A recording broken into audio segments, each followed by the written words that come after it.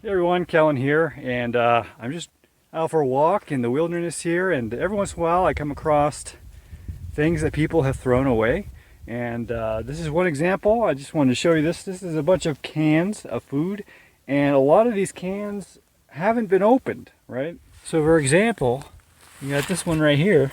I've never heard of Dinty Moore, but that's beef stew.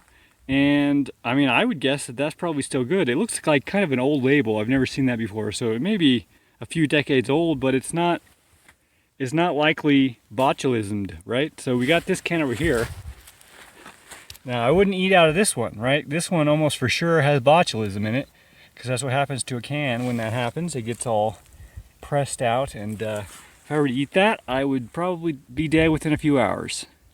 So I'm curious, would you eat that if you were starving, that first can that I showed you? I'm thinking I would probably at least open it and taste it, or not taste it, but smell it. And then if it smelled fine, I might boil it for a few hours just to make sure. But if I was starving to death, I probably would go for it. So I'm curious what you would do. And I just want to show you some other things, you know, when you're out here, there's a lot to scavenge out in the wilderness, especially where I am, because people use it as a dump.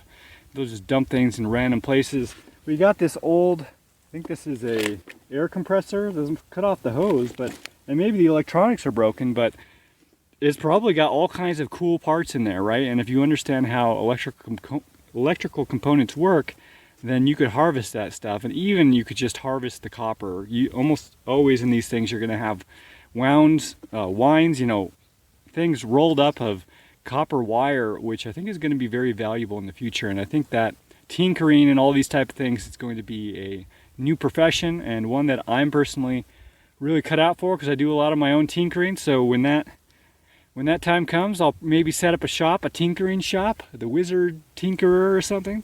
And just like people will bring me things like this, and I'll, you know, give them something, and I'll have a big stash in the back of all things like this, and people will bring me stuff to fix, and I'll pull parts from this to fix their stuff. So that sounds fun. And also, you know, there's all kinds of stuff. Like, I've explored this place quite a bit, and I have in my mind things that I can use, and I know where they are, like big piles of tires which I could plant things in, right? I could have little planters, like raised beds kind of. There's all kinds of wood, right?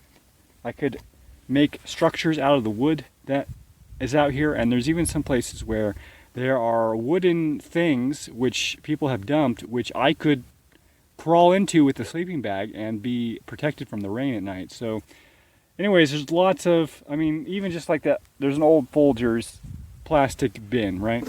That could be used for a lot of different things. So when it comes down to, you know, right now we don't really need to do that, but I think in the future scavenging is going to be a real thing. And so I just want to plant that seed in your mind. You may need to think about that, and when you're walking around and you see garbage on the ground, maybe think, okay, maybe it's more than garbage. Maybe if I were to see that in a certain situation, I would actually want to take that along with me because I could use it. So anyways, hope that's interesting. Thanks for watching. I'll see you guys later. If you enjoyed this video, I hope you'll share it with someone that you care about. It helps them, it helps me, and it'll help you feel like a healthy type of person. If you're feeling extra generous, you can head on over to cahlen.org/gift, and there you can basically learn of ways to help me feed myself, shelter myself, and to upgrade and repair my gear. All donations give you the option of having a 1-hour life coaching call with me.